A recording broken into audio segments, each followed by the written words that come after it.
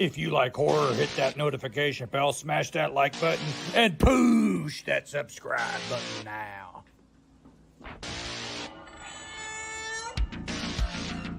What's the boogeyman? Hello, Sydney. Welcome to my nightmare. We want the man who did this. Welcome to Nick Push's Horror Channel.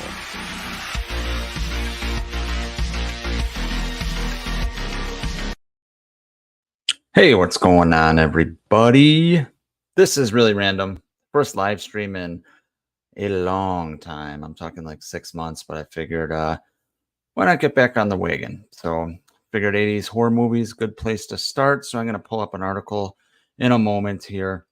Let people filter in because I literally just scheduled this and just went because I just want to kind of test out the live streaming software because I was having some issues. But here we are, ready to talk 80s horror. So give me a moment. I'm going to pull up an article and I'm going to talk about this article, which has 97 of the best 80s horror movies. So give me a moment here. Going to adjust. And we're just going to kind of go through it. So not really the biggest fan of the way this is sharing, but we're just going to go with it. Fuck it, right? Who cares? All right. So this article is from Rotten Tomatoes. It is the gospel, right? The gospel of movies. Everything Rotten Tomatoes says is correct. Or is it? So let's do this. Okay. So 97 of the best 80s horror movies. I have no idea what is even in this article. I just thought it might be fun to go through and just talk about some movies. Some of them we talk about a lot on this channel. Some of them I really haven't really talked about, I'm guessing, because I usually end up talking about, the same 7 or 8 movies. So I just kind of want to branch out a little bit. So we're just going to kind of go through the article. I'm going to scroll down a little bit, see what movies are popping up here, and then we can talk. So make sure in the chat, guys, if you know these movies, if you're fans of these movies, not fans of these movies, let me know in the chat. I'm not going to focus too much on where they're ranked in this because this is a ranking article from 1 through 97. Why they chose 97 and not 100 beats me. But we'll talk about them. And obviously, like, I'm not going to have seen all of them. So I'm going to kind of rely on you guys in the chat to fill me in on some of these movies and if they're worth watching or not. Shane Emerson is in the house. Shane says Halloween 5. Well, Shane, I don't know if that's actually gonna be on this list, but it's Rotten Tomatoes, so anything goes. All right, let's scroll down here. We'll start out with Aliens. Aliens, a fucking classic, right? James Cameron. Yeah. I mean, what can you say about Aliens? Aliens is fucking great. I'm more actually of an Alien fan, but it kind of depends on the day, right? You know, Aliens takes what Alien did and ramps it up to 11. Yeah. So Aliens on the list, well deserved. It's ranked number 1. I probably wouldn't rank it number 1 horror movie. It'd be in the top action movies, but it's got obviously has a lot of horror elements, and Alien is a horror movie. Shane says, will you see Alien Romulus, Nick? Yes, I will. Looked intriguing. Time will tell. I'll give it a shot. I actually liked, believe it or not, Prometheus. I know that's a very divisive movie, and it's not really, it doesn't really deal with xenomorphs. You get them at the end of the movie. But I actually enjoyed that story. Let's see what's next. A Nightmare on Elm Street, which is turning 40 years old this year. Trying to plan on Nightmare on Elm Street review series coming up here. So if you're a Nightmare fan, stay tuned. But there's a lot more to say about Nightmare on Elm Street. Freddy Krueger, the icon. Let's keep going. Reanimator from 1985. Interesting that that's number 3 here. I have a confession to make. I have never seen Reanimator. I know the story and all that, Jeffrey Combs and all that shit. Barbara Crampton, right, is in Reanimator. But I actually have never seen it. It's on my list to watch. I'm trying to, like I said, I'm really trying to branch out, especially this year, and both watch and talk about on this channel a lot more movies than I have in the past. But Reanimator definitely needs to be watched by me. Next, we got The Fly from 1986. Look, The Fly is a great movie. It's a great remake. Jeff Goldblum, Gina Davis. It's a kind of a tragic love story with a lot of David Cronenberg body horror, right? Shane says the Reanimator trilogy is fantastic. I didn't know there were 2 more of those. Interesting. I'll have to check it out. Next, we have Return of the Living Dead from 1985. Classic movie.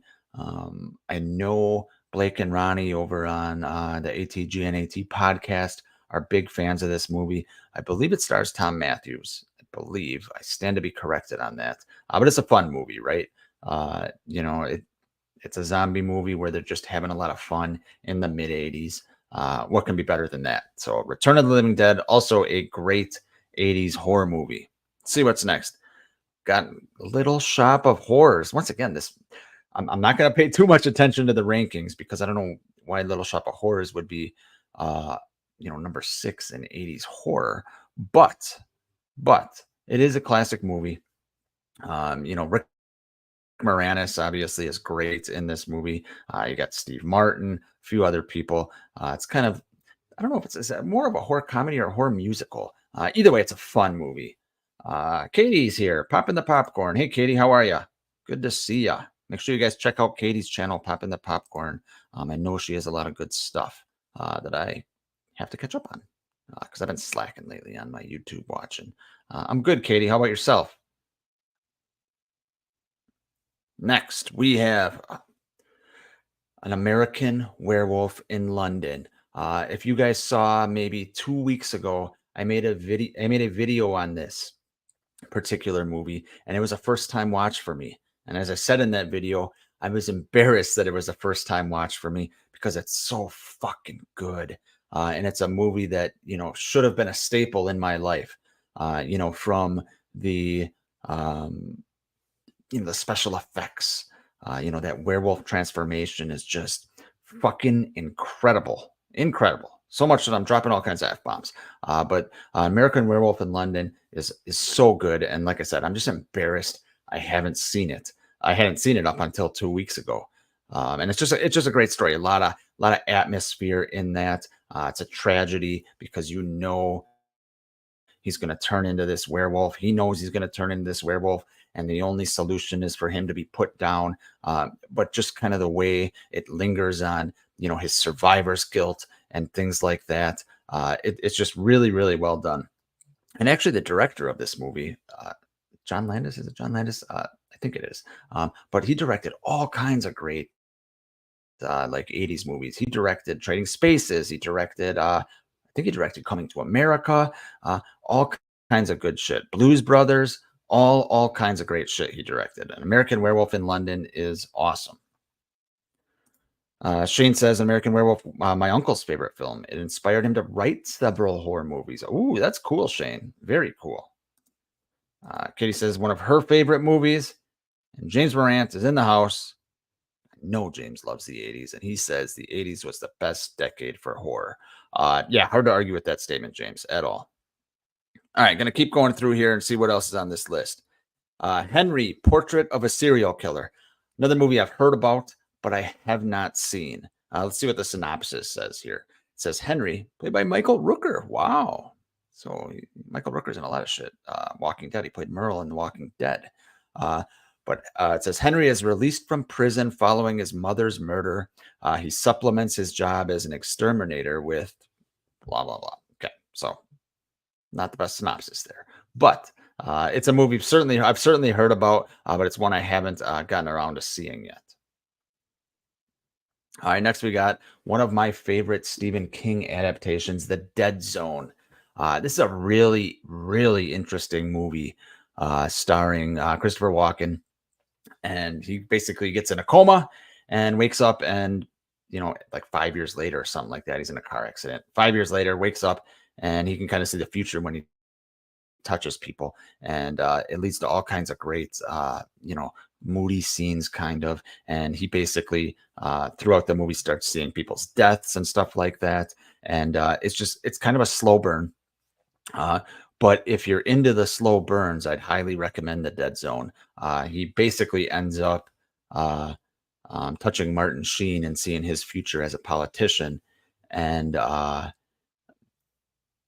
he's going to kind of start a nuclear war, and he has to stop it. And it's just a great ending, great movie, just classic Stephen King. But I would highly, highly recommend The Dead Zone. James says, what about The Hidden from 1987? I've never seen The Hidden, James. But correct me if I'm wrong. Is that the movie that they say Jason Goes to Hell is like, with jumping bodies and shit like that? Nick, top 5 King movies, Shane says. Oh God, Shane. I'm a huge fan of It 1990. The Dead Zone's up there. God, Christine is up there. What else? What else are my favorite King movies? Silver Bullet is up there. So many. I made a video on it a while back. I'll have to re-watch what I said. But there's so many good Stephen King movies. I love Stephen King movies. Pet Sematary. Pet Sematary might be in the top 2 actually. But yeah, so many good ones. Mikey likes movies. How you doing, man? Says Halloween 2 should be number 1. Yeah, I hope it's on here. Judging by the list here, they're giving some interesting movies. But yeah, Halloween 2 better be on here, especially if you're going 97. They're going 97, top 97 horror movies of the 80s. All right, let's see what else we got. Well, they got Evil Dead 2, which I'm not the biggest Evil Dead guy. I like the remake from 2013, although it's a little too gory for my tastes. But I'm not the biggest Evil Dead guy, even though I love Bruce Campbell. Evil Dead and Evil Dead 2, just an Army of Darkness, are just not my thing. I get why people like them, but just not for me. All right, next we got one of the best horror movies of all time, Poltergeist. Poltergeist for me is definitely in my top 10 favorite horror movies. Whether it was directed by Spielberg or Hooper, who gives a fuck? It's a great movie. It's kind of sad to watch it now, knowing the Poltergeist curse and what happened to the young girl that played Carol Ann. Actress's name is escaping me at the moment, but Poltergeist is fucking great. Diamond Rattler's in the house. What's up, Diamond? How you doing? Adam Howard is also in the house. Adam says, in the novel of It, all the 11-year-olds have group sex at the end. Stephen King can eat shit. Yeah, that Stephen King was on coke during the writing when he wrote this, and yeah, there's a orgy. Instead of blood brothers or whatever the fuck they did to say they'll come back, they all had sex. And I agree, Adam. That is really, really weird. Thanks, Shane. Heather O'Rourke. That's Carol Ann's name. But yeah, Poltergeist is incredible. Definitely in my top 10 horror movies of all time. Evil Dead from 1981. I just kind of spoke on my thoughts of Evil Dead. Here we go. Gremlins. Gremlins is fucking awesome. Gremlins is, I'd consider it a Christmas movie. It's got a lot of Christmas themes. I mean, yeah, Gremlins is fantastic. Definitely one of the best movies of the 80s. And just like Nightmare on Elm Street, it is turning 40 years old this year. That is incredible that it's that old. And the effects still hold up, for the most part, right? Some shit is a little, some shit's a little dated. But for the most part, Gremlins, the effects, the practical effects hold up pretty well. Even the Gizmo stuff. There's a lot of movie magic there, but they hold up pretty well. All right, next we have a movie I have never heard of. Santa Sangre? I don't know. Let's skip it because it looks stupid. All right, next we have Day of the Dead from 1985. Another zombie movie, another Romero movie. Day of the Dead is a classic. You know, I feel like a lot of people are either Night of the Living Dead fans or Day of the Dead fans. You know, for my money, they're both fucking good. Not the biggest zombie guy in the world, but I do like slow zombies over running zombies and jumping zombies. But Day of the Dead is great. It's one that I definitely have to revisit.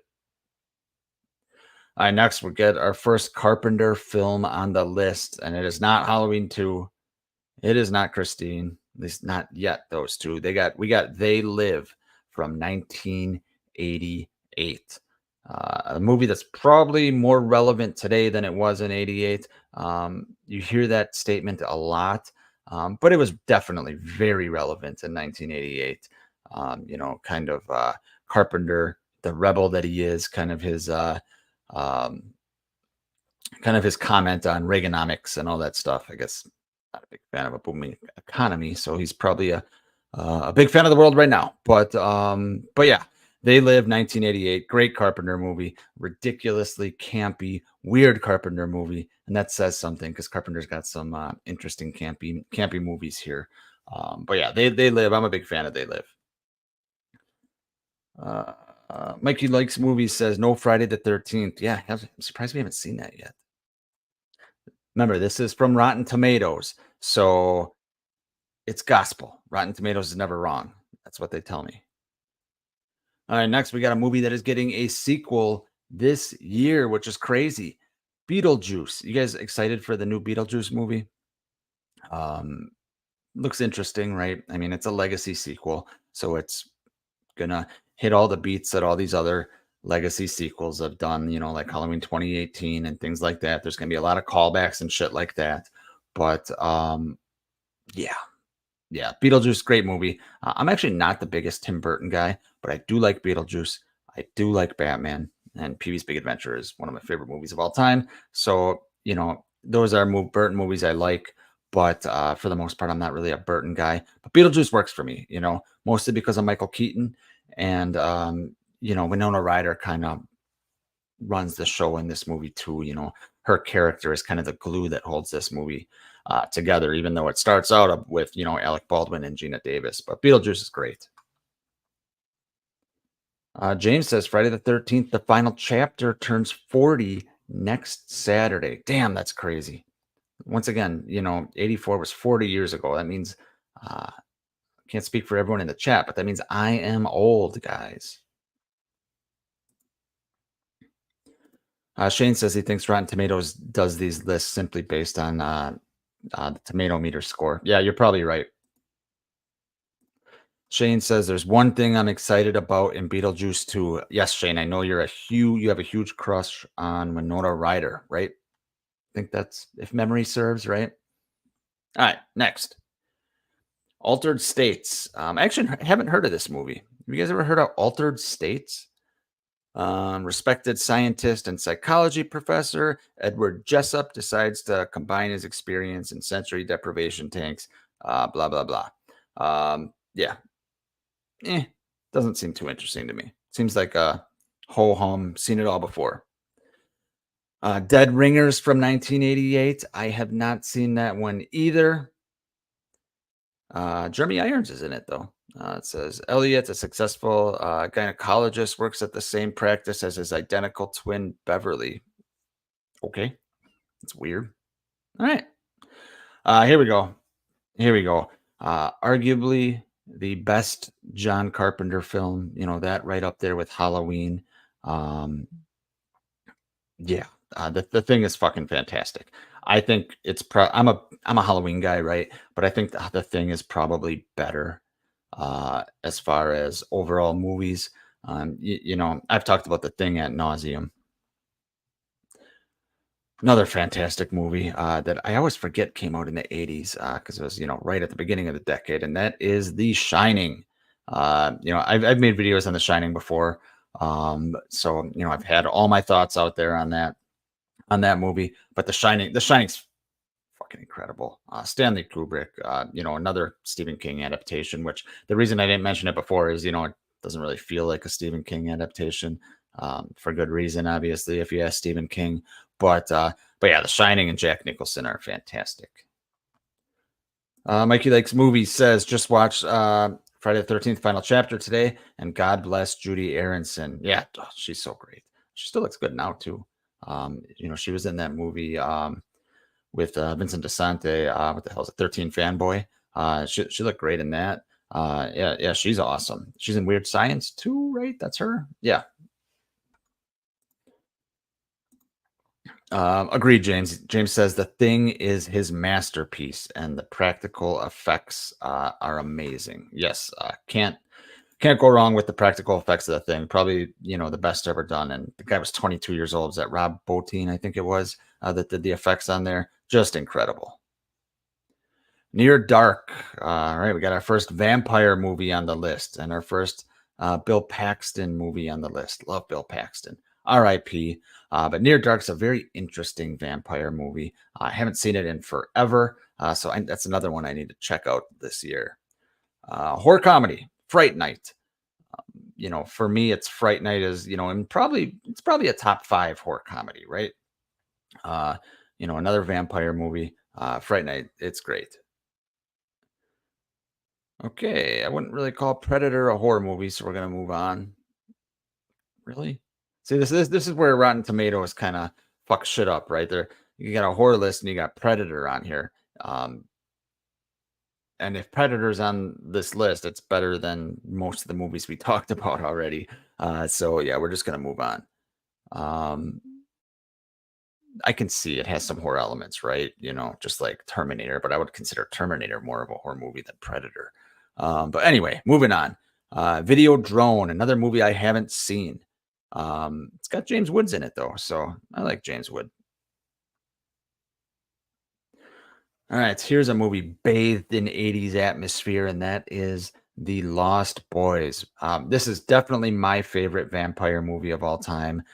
Great score, amazing score actually, and just has just the mood of California and late 80s, kind of punk rock. Love The Lost Boys, so good. Next, we got another great Carpenter movie, and that is The Fog, another one that came out at the beginning of the decade. The Fog is fantastic. The whole the whole setting of this town, and these ghost pirates coming. It's just fantastic, and it's just filled with Halloween alum, from Tom Atkins, Charles Cyphers, Jamie Lee Curtis. Jamie Lee Curtis's mother is in there, Janet Leigh as well. Chick that plays Annie Brackett's in there. It's all a Carpenter's people, right? Carpenter had all these people from the late 70s to the early 80s, and then he switched up with some other people. Carpenter loves his people, and The Fog has all of his people, and it's fucking incredible. All right, so let's continue here. Opera from 1987. Haven't seen that one yet. Interesting. That's Dario Argento. Here's a good one. The Stepfather from 1987. Terry O'Quinn. This is a guilty pleasure for me. It's one of those stupid 80s movies that probably would feel like a made-for-TV movie right now, or made-for-streaming movie right now, I guess is the way you would say it. But I actually like The Stepfather. Like I said, it's campy, it's schlock, but it's a fun movie. Possession from 1981. I've heard of this movie before. I haven't seen it. The synopsis says, after Anna reveals to her husband, Mark, that she is having an affair, and no more. Thank you, Rotten Tomatoes, for these shitty synopsises. But yeah, The Possession, I've heard of it, but I haven't seen it. Ronnie's in the house. Hey, what's up, Ronnie? Says, love The Stepfather. Hey, all right, I'm not alone. Terry O'Quinn's great in it. Have you ever seen the sequel? It's really, really bad, but it's like it's another one that I find entertaining. And maybe it's Terry O'Quinn's performance. I don't know, but I like those movies. They're just stupid movies you can put on and kind of half watch.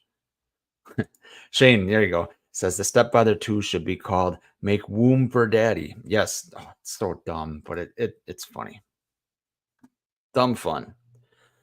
Next, we have The Company of Wolves. Never seen this and don't really care.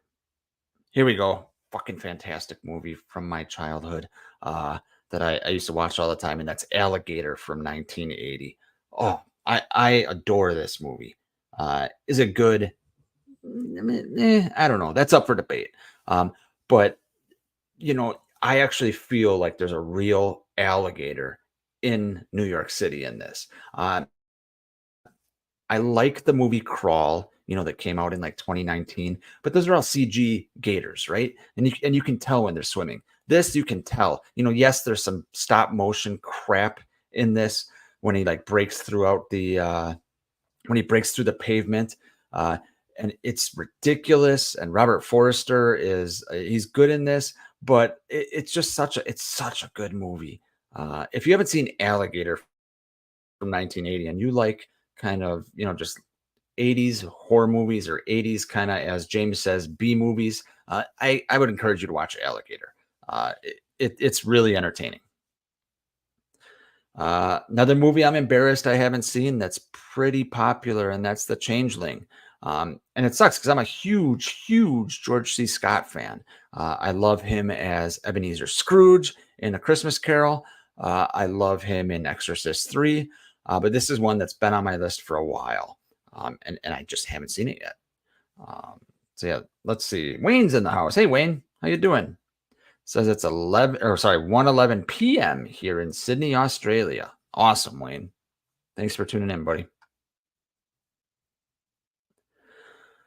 Another one I haven't heard of. Tetsuo, the Iron Man from 1989. Don't care. All right, Sleepaway Camp. One of the most shocking endings in horror history. If you haven't seen it, I'm not going to ruin it. But obviously, this came out in 83, set at a summer camp. It's a good movie. Its reputation might be higher than it actually is. It's not a masterpiece by any means. But it's a good movie. And if you haven't seen Sleepaway Camp, I would highly encourage you to see it.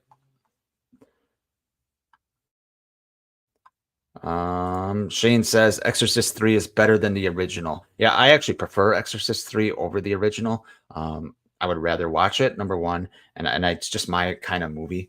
But the original is fucking fantastic too, especially for the time it came out, in 74 or whenever that is. Ronnie agrees. Shane says, hot take, Sleepaway Camp has one of the worst twists ever. Interesting. That is a hot take. It is a hot take. I'll have to watch it again. I guess you can't really recreate the twist, right? But I wonder how much it was telegraphed. Your mom goes to college, says Tetsuo is badass. Okay. I'll have to check that out. I'll have to keep that on my list. Shane says the twist is surprising in Sleepaway Camp, but it doesn't change the events of the film. Just one thing that is almost insignificant. Yeah, that's true. That's true. It's more just kind of for shock value for the audience. Ronnie says, why can't I donate money? Well, Ronnie, because I am still in YouTube purgatory or / YouTube jail for copyright bullshit. Essentially, one of my shorts got copyrighted. I think it was a Star Wars one. YouTube didn't give me a warning. They let me make an appeal video though. So I made a 4-minute appeal video stating my case, stating what my channel is about, etc., etc. And then the appeal was denied. And then I went to the analytics of that appeal video and I saw that they watched it for 1 second. So kiss my ass, YouTube. But anyway, yeah. So essentially I'm in YouTube purgatory. And now because I took a little break, I have to get my watch hours up. So it is what it is. Yeah. You can just Venmo me, Ronnie.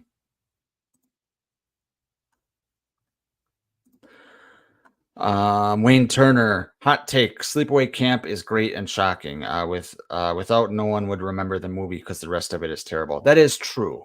As far as why people remember the movie, they remember it for the twist. Otherwise, it would just be, another 80s camp movie. Your mom goes to college, says Tetsuo is kind of like Terminator meets The Fly. Wow, that is a hell of an interesting concept. Thank you. I'm going to put that on my list to check out. All right, let's move on. See what we got next here. Night of the Comet, another movie I have not seen. Have you guys ever seen Night of the Comet? Like I said, the synopsis is here. Suck. Can I click more here? Or will it go to another window? Nope, it'll go to another window. See, that's why I don't do that. It says after a rare comet sighting, teen sisters Regina and Samantha find that they're among the, and we're going to have to wait to find out. Night of the Comet. I've heard of it, just haven't seen it. Tenebrae, assuming I pronounced that right. See, now we're getting into the movies I haven't seen, but we still haven't seen, Friday the 13th, Halloween 2. Interesting. Ronnie says Night of the Comet is good 80s cheese. I like 80s cheese, so maybe I'll have to check that out. From Beyond. First of all, this is a pretty cool poster. I haven't seen this movie, but it's a pretty cool poster. It's like the guy's face is being ripped into the beyond. Haven't seen it. Another Jeffrey Combs and Barbara Crampton movie, though. Interesting. Dead of Winter. Another movie I can't say I've seen, but it's got Ted Danson's wife in it, Mary Steenburgen. Basket Case. I haven't seen this in fucking forever, and I barely remember it.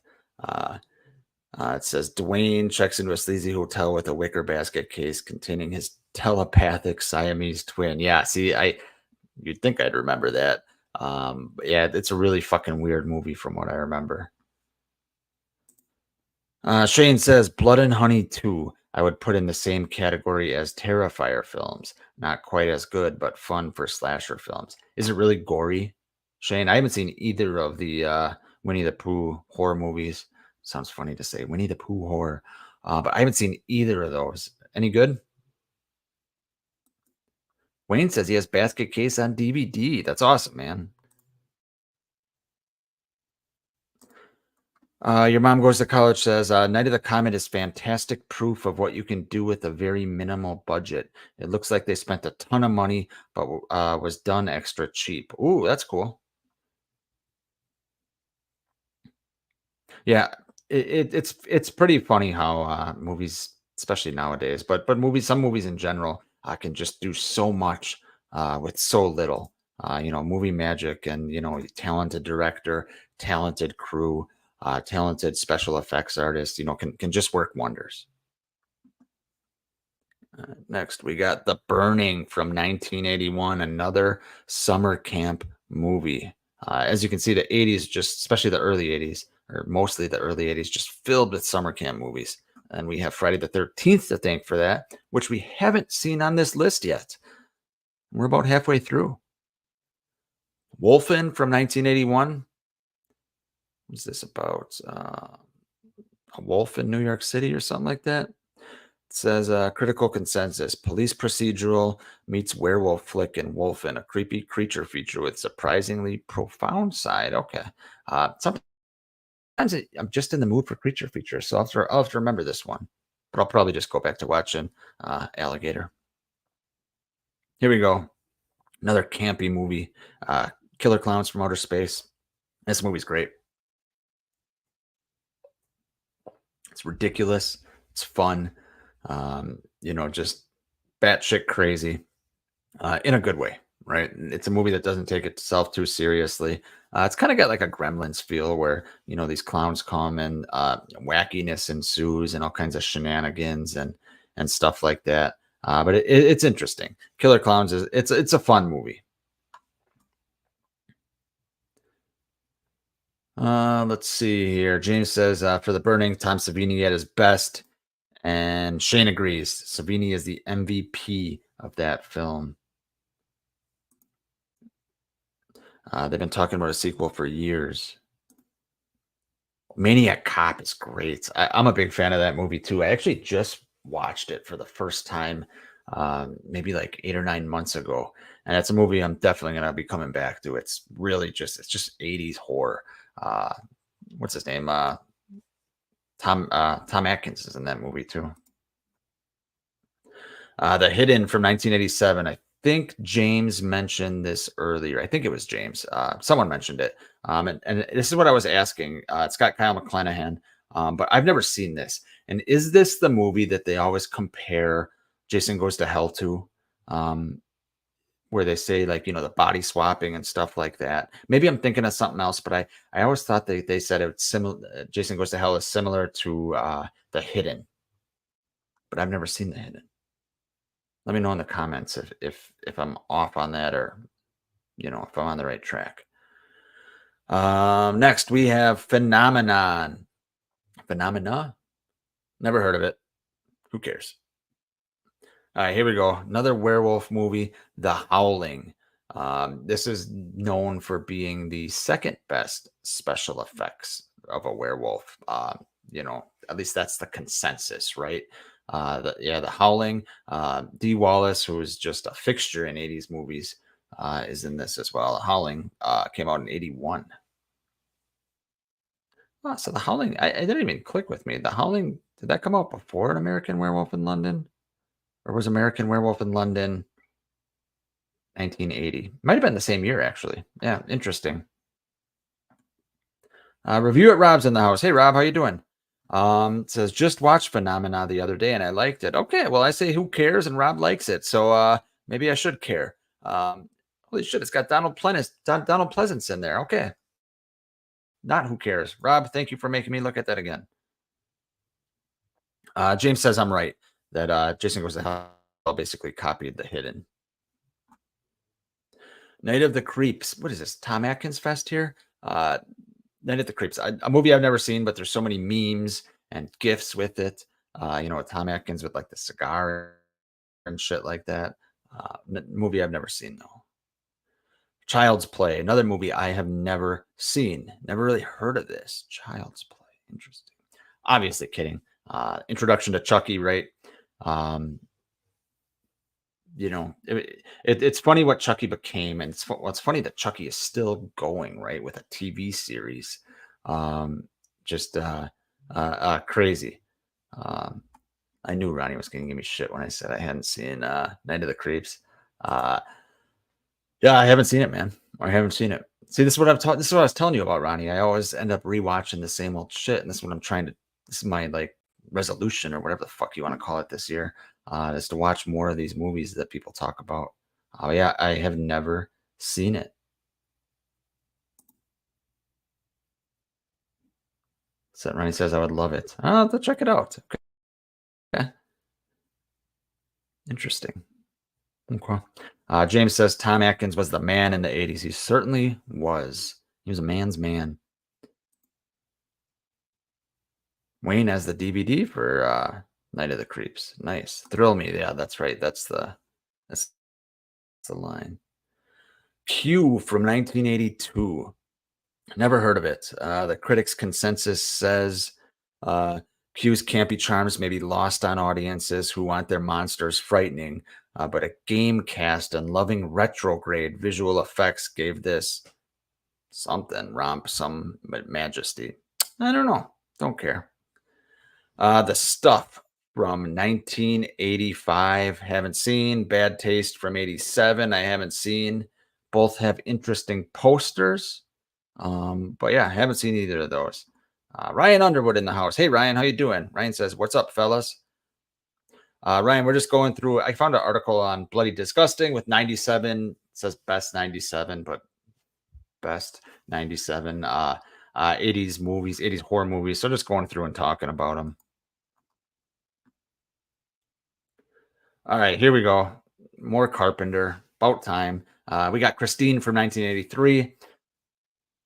You guys know I'm a huge Christine fan. I'm a huge Carpenter fan. Made a video on Christine maybe a year ago or so. It's a movie I rewatch every year. I love the Arnie Cunningham story. I love, just the car and, everything about this is just, 80s, especially, high school kids looking like they're 50. The bully in this is ridiculous sideburns. He looks like he's 50 years old. It's a great movie. And I love kind of Arnie Cunningham's, kind of descent into madness. Ryan says The Stuff is an all-timer. I'll have to watch that. What is it? The Stuff.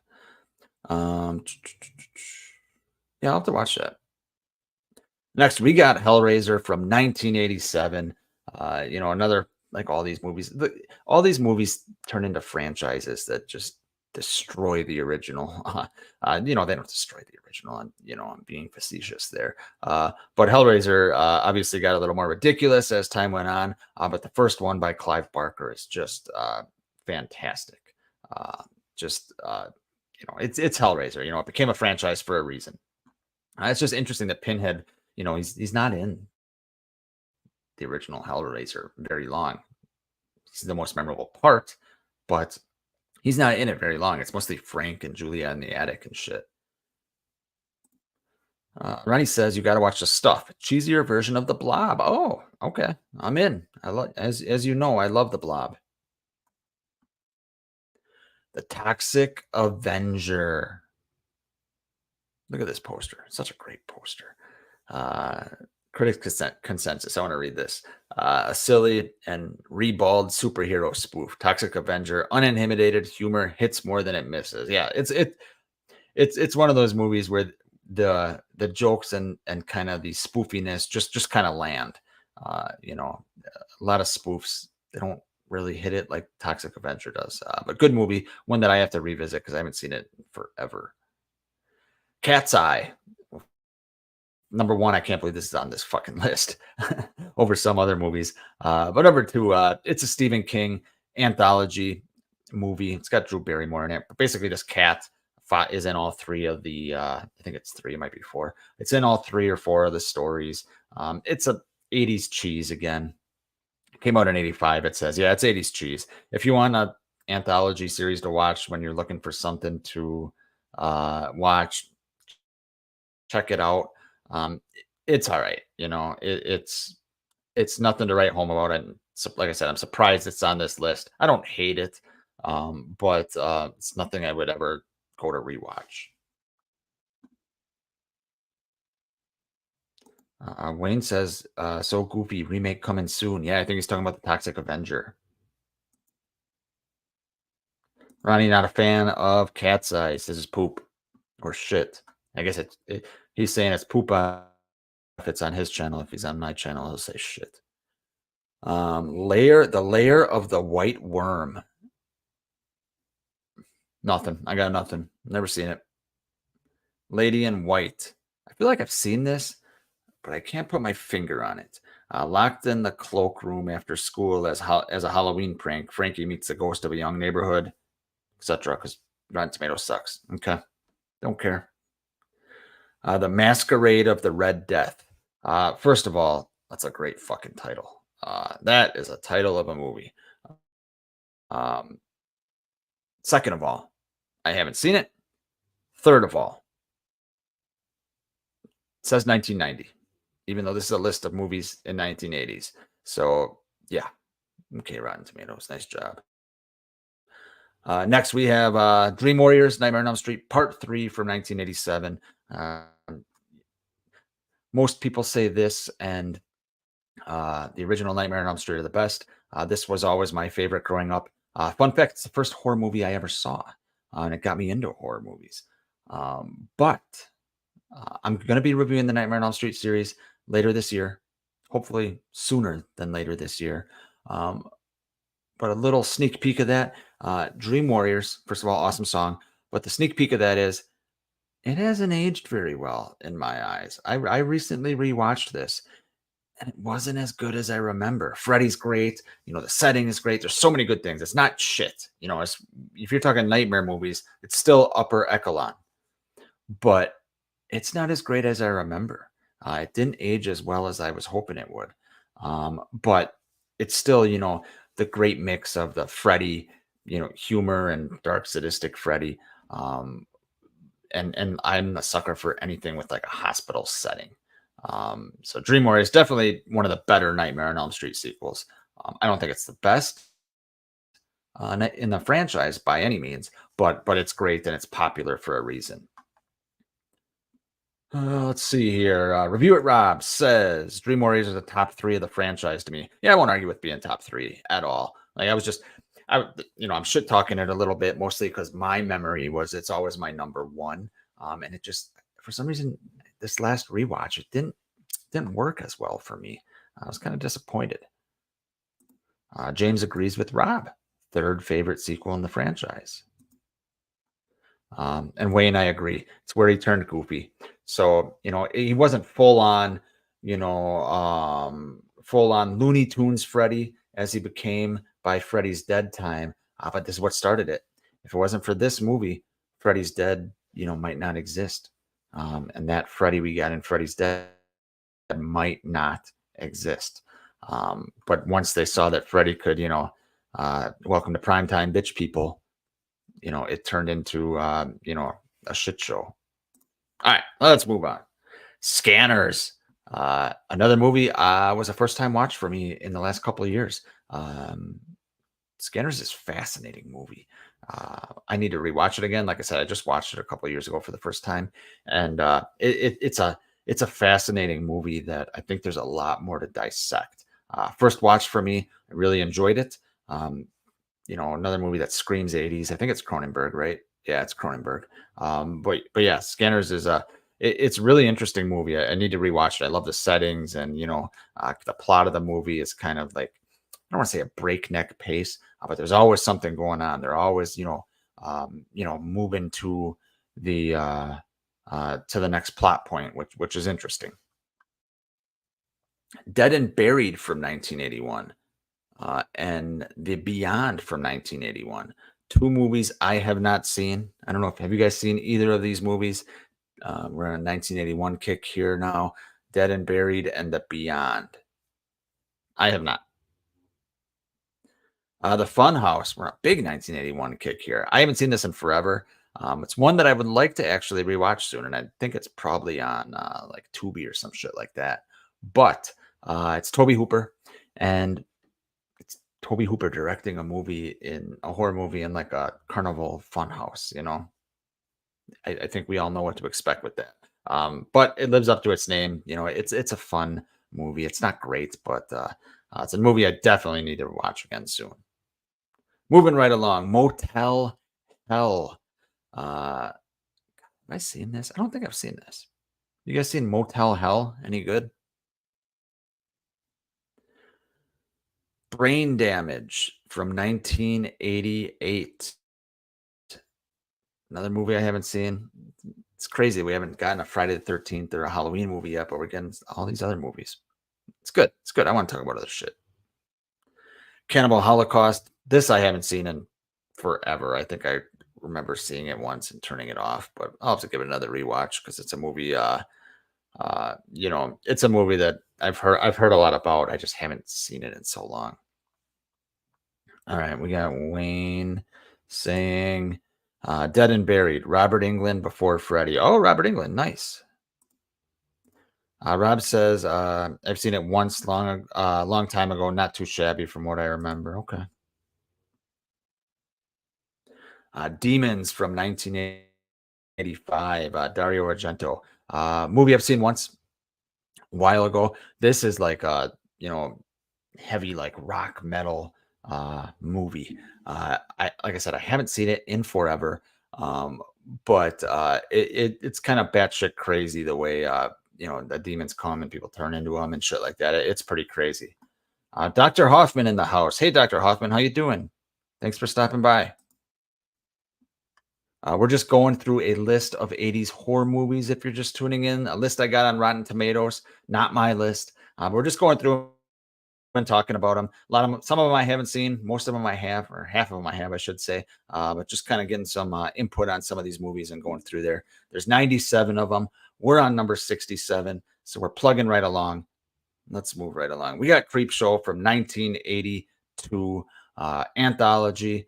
Creepshow is one of the best horror anthologies, as far as what the critics say and the critically acclaimed horror anthologies. Another movie that it's been a while since I've seen Creepshow, but it's fun. I think was there a TV show that they made, a creep show TV show on like Peacock or something a couple of years back. Was that creep show? No, that's like Crypt TV or something like that. Same concept. But yeah, creep show is great. If you haven't seen Creep Show, go check it out. 1982. It's already that old. Jesus. All right, we got Pumpkinhead from 1988. I wouldn't call this a classic, but you know, the character of Pumpkinhead is, not up here with, Freddy, Jason, and all them, but not even down here. But people know when you say Pumpkinhead, people can picture Pumpkinhead, right? Another movie that I sound like a broken record here, but another movie that I need to revisit here. Here we go. We got a Nick Cage movie, guys. Vampires Kiss. This is Nick Cage at his absolute bonkers. And that's saying something because Cage is a fanatical actor here. But he essentially believes he's a vampire. And he's not. He will even buy vampire teeth. And he believes he's turning into a vampire. He's biting chicks on the neck. The way he treats his secretary depends on your view of it. But it depends on your view of it, but it's hilarious. It's absolutely hilarious. I don't know if it's considered a horror comedy, but if you watch it now, it's basically a horror comedy. Wayne says, highly recommend Dead and Buried. Twist endings. Oh, okay. I'll have to check it out. Dr. Hoffman agrees. Dead and Buried was really good. All right, I'll have to check it out. See, this is why I like doing shit like this. Get your guys' input because, like I said, I end up talking about the same 7 or 8 movies. I'm trying not to do that. But it's nice to just go through a list and hear people in the chat say, recommend movies. It's really interesting. And it's nice to talk about movies that, we don't always talk about instead of, just the Halloweens, Fridays, Nightmares, Chucky, all the main shit, right? James says Friday the 13th and A Nightmare on Elm Street filled the gap when Halloween was on hiatus. Oh, it sure did. Halloween was on hiatus from, 82 to 88. And even 82 is a stretch because it was Halloween 3, right? And then in between there, you had all kinds of Freddy and Jason movies. So, yep. All right. Wayne says Vampires Kiss. LOL. More comedy. Yeah, definitely more comedy. And I agree, James. Nick Cage is good when he goes nuts. Oh, yeah, so good. So good.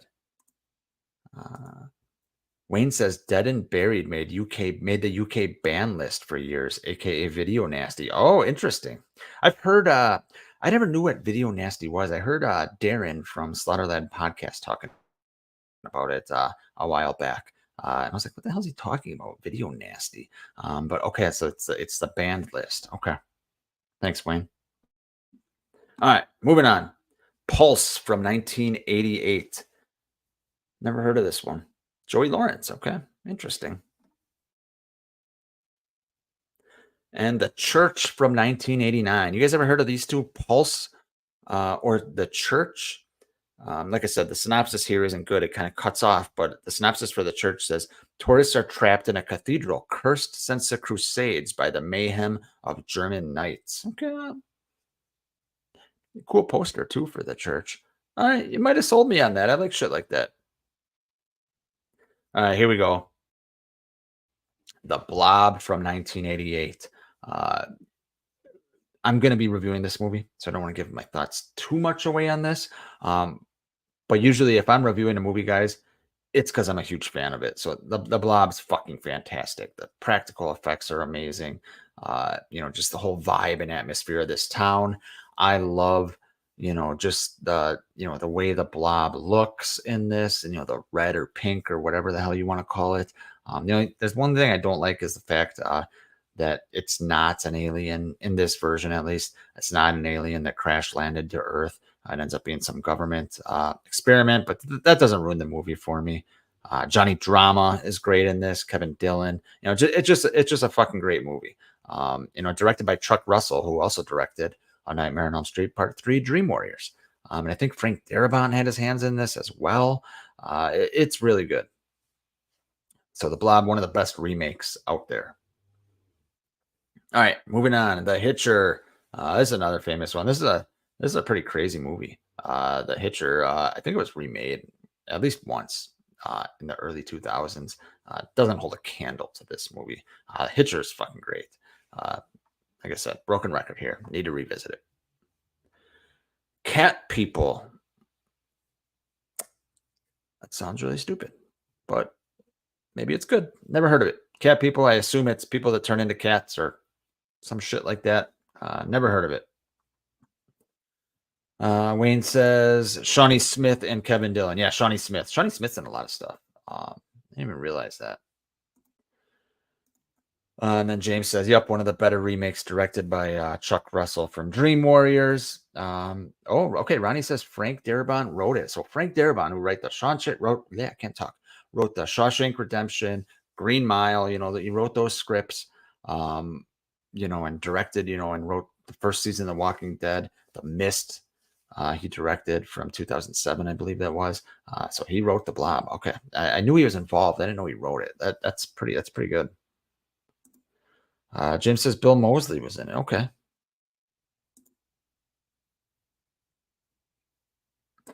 Rob says I haven't seen the original Hitcher, but I saw the Sophia Bush one, mostly because of Sophia Bush. Yes. All right, let's moving on. Here we go, guys. We finally got Friday the 13th from 1980. What more can I say about Friday the 13th that I haven't already said? But I'll say this: the original Friday the 13th probably gets more of a bad rap than it should. Everyone talks about 2, 3, 4, 6, right? The original, as long as you're not beholden to the idea of seeing Jason be the killer. Spoiler. Friday the 13th. Rewatch Friday the 13th again, and just look at how dark it is in the woods, where it's only lit up by like a flashlight. Think about how creepy it is to hear someone yelling, "Mommy, mommy!" For the most, rewatch it. It's just, rewatch it from the lens of, it's not Jason, but just from the creep factor. Friday the 13th is great. I agree, Ronnie. Ronnie says the original ages better every year. Yep, agreed. Next, we have Inferno from 1980, another Dario Argento movie. Another one that I haven't seen. I've heard of it, though. This one I've heard of. Serpent and the Rainbow. Bill Pullman's in this, if I'm not mistaken. Yep, and this is Wes Craven. That's right. This is a Wes Craven movie. Not a Wes Craven movie you hear a lot about. It's obviously Nightmare on Elm Street, Scream. You even hear about like The People Under the Stairs more than this. But yeah, I haven't seen The Serpent and the Rainbow in a long time, but I remember liking it. It says in a time of social and political unrest in Haiti, anthropologist Bill Pullman travels to the torn country. Yeah, if it's set in Haiti, it's automatically creepy, whether it's 1988 or 2024. No offense to Haitians. I love Haitians. I'm just saying the country can be kind of creepy. Society from 1989, as we're moving into under 20 movies left to go. Never heard of this one. It says a Beverly Hills teen, Billy Warlock, discovers his parents are part of a gruesome orgy cult for the social elite. All right. The Society is going on the list. That sounds intriguing to me. All right, let's see what's going on in the chat. James says the original is my favorite. I agree, Nick. You can't say you can't call Mrs. Voorhees being the killer a twist because you don't see her throughout the movie. Yeah, it's definitely not a twist. And there's a lot of issues with that reveal and all that. But yeah, the original is great. Wayne says Serpent and the Rainbow he has on DVD. Underrated movie and extremely creepy. Yeah, I do remember it being creepy. Rob says Shudder had a show called Cursed Films, and they covered the Serpent and the Rainbow. Oh, nice. I've seen the show Cursed Films, but I didn't see the Serpent and the Rainbow episode. I'll have to check that out. Wayne knows all about Society, apparently. Must watch. He has it on DVD. Damn, Wayne, you got a good DVD collection, man. I got to fly to Australia and watch some movies with you. Street Trash from 1987. All right, I got to see what this synopsis is. A case of contaminated alcohol has a debilitating effect on the vagabonds haunting the streets and junkyards of Brooklyn. I'll give him this. That's a hell of a synopsis. Interesting. Okay. That might have sold me. Psycho 2. Another movie, just like The Exorcist 3 and Exorcist, where I actually prefer Psycho 2 over Psycho. And I know that's probably blasphemy because Psycho's great, right? It's Hitchcock, the end of his career, right? But it's still Hitchcock, he's not in his prime, but it's Hitchcock at his best. It's what he's very well known for. But Psycho 2 is extremely good. And it's what, 83, so that's way after the original. It is way better than it should be. I don't want to ruin it for you guys, but if you haven't seen Psycho 2, or you don't want to give Psycho 2 a chance, because why would you? Because most sequels, especially sequels of 70 horror movies that come out years later, are terrible. I encourage you to watch Psycho 2. It's really fucking good. Wayne once again has all the Psycho movies in a DVD box set. Nice, Wayne. Another movie I've heard of but haven't seen, Something Wicked. Something Wicked This Way Comes. Is that right? Something Wicked This Way Comes. Critical consensus says true terror and typical Disney wholesomeness clash uncomfortably, and Something Wicked This Way Comes. Okay, interesting. Prince of Darkness, another John Carpenter movie. I got to tell you guys, I'm a huge fan of Prince of Darkness, mostly because of the score and just kind of the overall vibe and tone and atmosphere of this movie. It sounds stupid. Satan is underground in a church and he's a green liquid in a jar. And you have religious people and scientists or scientist students, grad students studying to be scientists, studying what's going on, and, craziness ensues. This movie's creepy as fuck. Is it coherent as far as, story structure, plot, things like that? Probably not.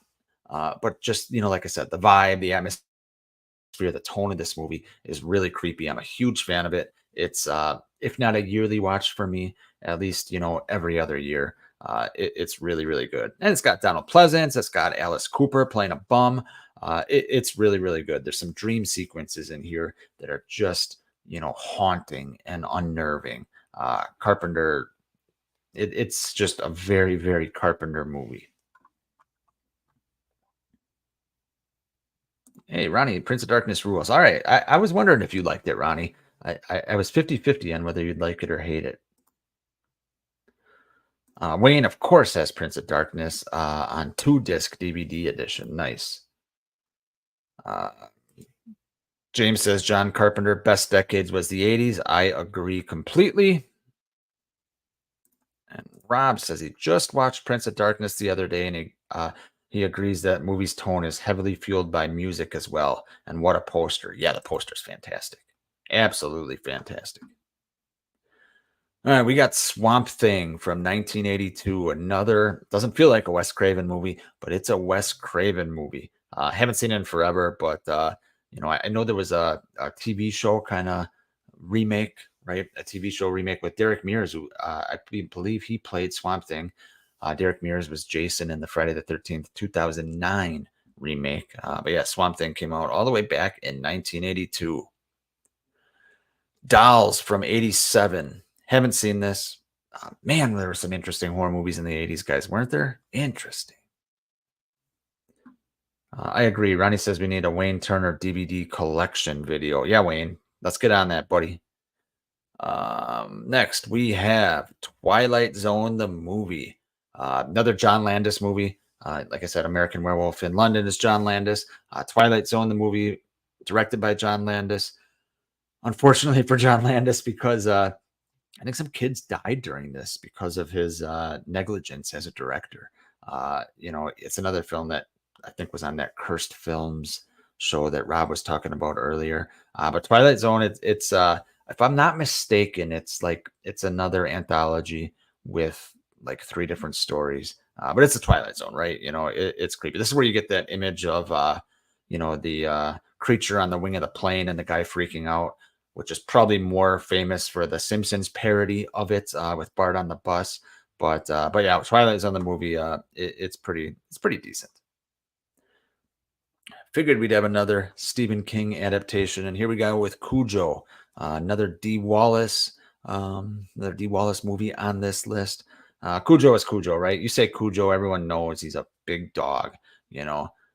Anyone that has a dog, like mine that's sleeping right behind me right now, it's kind of sad because the dog's great at first and it gets bit by a bat and goes crazy, and it's essentially Dee Wallace and trying to protect her kid from the dog in a car in the middle of nowhere.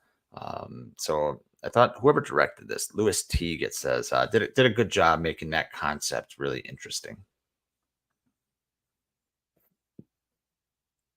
All right, let's see. James says Derek Mears is the nicest guy. I've heard a lot of good things about him being super, super nice. And Rob says Swamp Thing is coming back in the new DC comic films universe they are making. Yes, that's right. I did hear that. Here we go. Rob said it is on the cursed films. That helicopter scene that killed the main actor and 2 kids. Yeah, pretty sad. Ronnie says he shook Derek Mears' hands while we were both pissing in a Red Lobster. Great guy. I actually believe that story, Ronnie.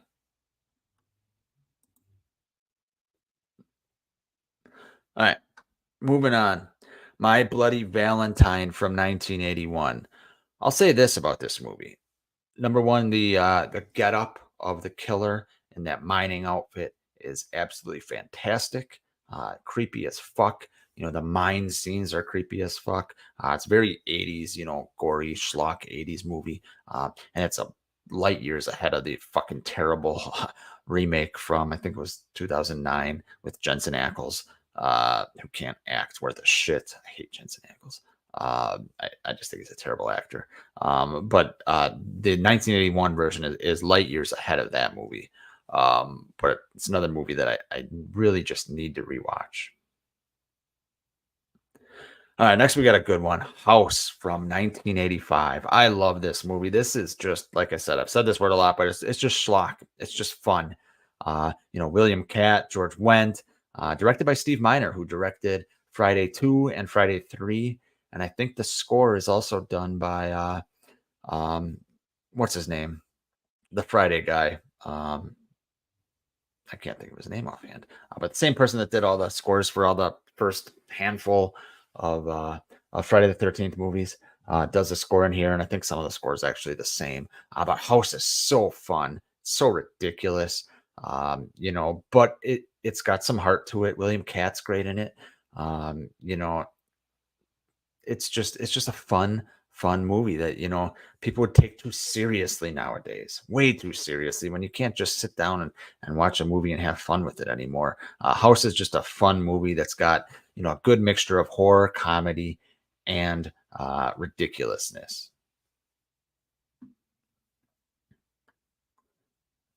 All right, let's see. Ronnie loves House. All right, good. I figured you'd be a fan of House, Ronnie. Wayne, yep, the greatest American hero, William Katt.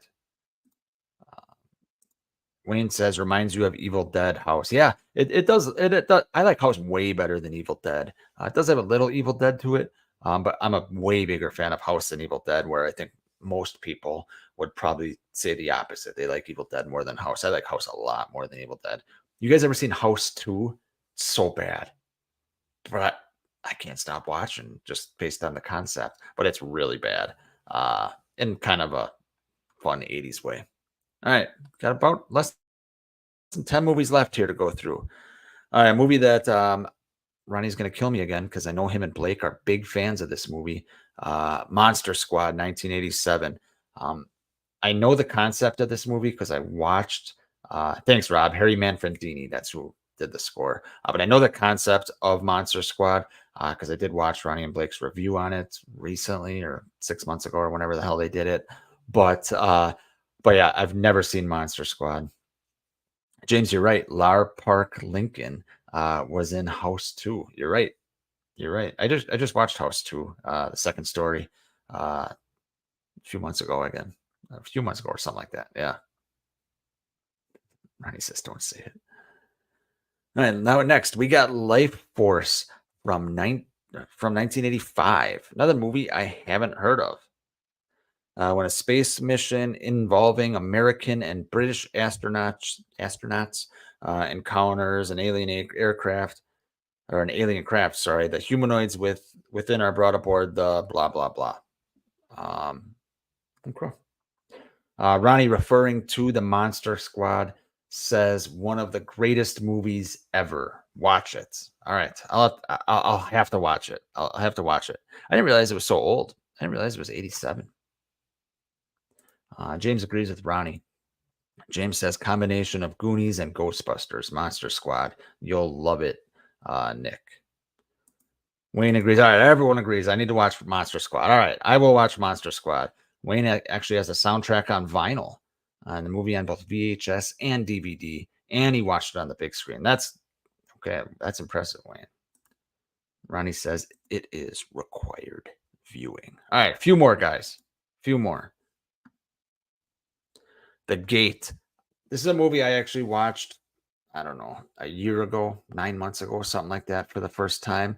I'll say this. It's another just weird 80s movie. This kid kind of encounters, like another dimension or something in his backyard, and, wackiness ensues and all that. I remember it going on forever. I thought it was going to be over like 3 different times, and it just kept going. It's got a lot of like stop motion shit. It's fine. It's not the best of like these schlocky 80s movies, but I didn't mind it at all. I thought it was fine. It just went on a little long.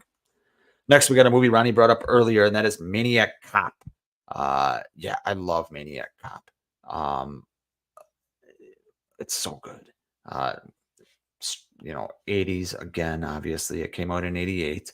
That's right. It has, in addition to Tom Atkins, Bruce Campbell's in here. I forgot about that. But this is just, basically, is he a zombie cop? I don't know what the hell he is. But a cop is, a cop that's been, just murdering all these people. And it's just a fun movie. Ronnie says Gate is overrated, but a decent watch. Yep, I would agree. And Wayne says The Gate is the movie debut of Steven Dorff. I didn't know that. Interesting.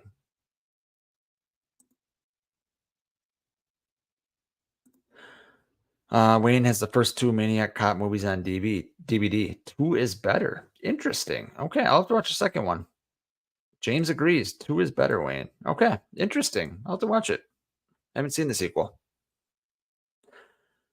Next, we got A Nightmare on Elm Street Part 4, The Dream Master. When Freddy went from, Freddy started being a little comical in Part 3. There's where it started going downhill as far as the comedy goes. Especially, he's standing on a beach wearing sunglasses in broad fucking daylight. But this is, the MTV Freddy. This is when Freddy was on kids' pajamas and, kids' lunch boxes, and their parents must have forgot that this guy was a child killer and probably a child diddler, and they're letting their kids wear him to bed.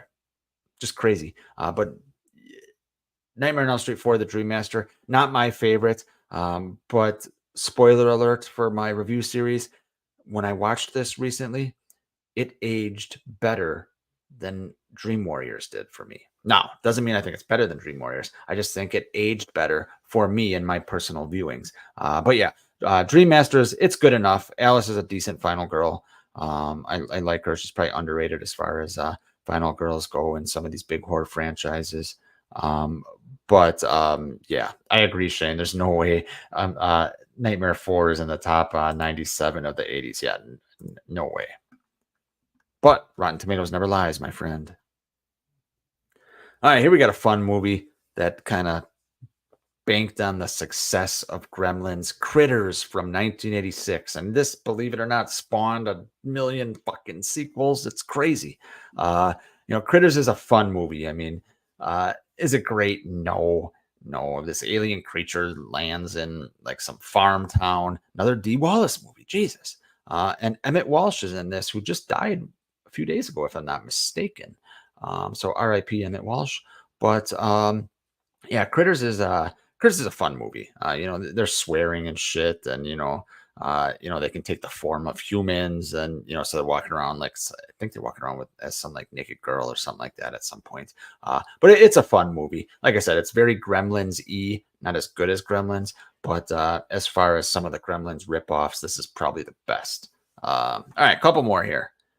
96, we have Hellraiser 2, Hellbound.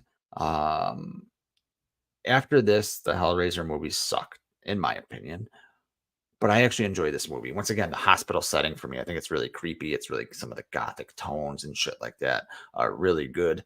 This is, like most of these franchises where the villain appears in only spurts in the original. This is where they realize what they had in Pinhead, and Pinhead's in it a lot more. You saw the same thing with the Child's Play franchise. Saw the same thing with the Elm Street franchise. Et cetera, et cetera, et cetera. But yeah, Hellraiser 2, it's a really good movie. But I don't know if it's 96 best movie, but in the 80s, but that seems to be the theme of the list. All right, and finally, the 97th best movie of the 80s, horror movie, I should say, of the 80s, according to Rotten Tomatoes, is, and remember, they stopped at 97 for some fucking odd reason, City of the Living Dead. Never heard of this. I'm guessing it is a zombie flick, much like Night of the Living Dead, Return of the Living Dead, Day of the Dead, all that stuff. But never heard of this. It says a newswoman and a prematurely buried woman confront the living dead in Massachusetts. Never heard of it. So that is the list by Rotten Tomatoes. Let's read the intro of this and see what the criteria was here, because that was interesting. After the 70s blew the door, blah blah blah. Nothing much. But that is the list. So 1980s horror movies according to Rotten Tomatoes. That was the 97. That was the 97 best. Obviously, it's not the 97 best, right? But that's what the article had, and I'm kind of glad it did, because there was a lot of movies on there that, A, like I said, I've never heard of, that you guys swore by in the chat.